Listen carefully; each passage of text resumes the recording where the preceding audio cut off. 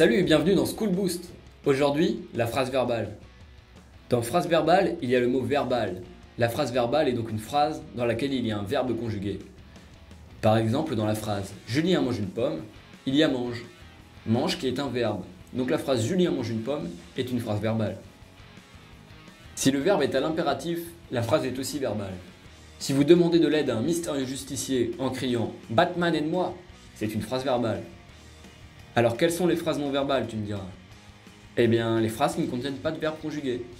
Par exemple, les phrases contenant un verbe à l'infinitif, comme dans cet exemple, faire l'exercice 3. Mais aussi, si tu es surpris et que tu t'exclames « Quelle surprise !» c'est une phrase non verbale. Si ta sœur rate sa cible aux fléchettes, tu peux lui dire « Plus haut !» et c'est aussi une phrase non verbale.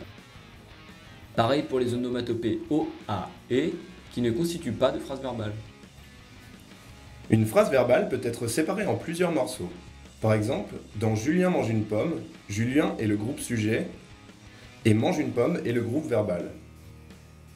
Ces deux groupes sont essentiels à la constitution d'une phrase verbale. Si on enlève le groupe sujet, il reste mange une pomme, ce qui tout seul n'a pas de sens. Si on enlève le groupe verbal, il reste Julien, ce qui tout seul ne veut rien dire non plus. Une phrase verbale contient toujours un groupe sujet et un groupe verbal. Sauf quand le verbe est à l'impératif. C'est la seule exception dans laquelle le groupe sujet peut disparaître. Par exemple, dans la phrase « cours à la piscine », il y a un groupe verbal mais pas de groupe sujet. Tu peux ajouter d'autres éléments à ta phrase verbale, comme des compléments circonstanciels. Ici, on ajoute le complément circonstanciel dans la cuisine. On l'appelle complément circonstanciel car il définit les circonstances dans lesquelles Julien mange sa pomme. Ça peut être lentement, rapidement, le soir, avec un couteau, ou même sur la lune. Ce sont tous des compléments circonstanciels. Pour autant, ces éléments ne sont pas obligatoires. Si tu les enlèves, la phrase a toujours du sens, mais elle perd en information. Tout est clair maintenant? Tu peux passer aux exercices ou bien regarder de nouveau la vidéo.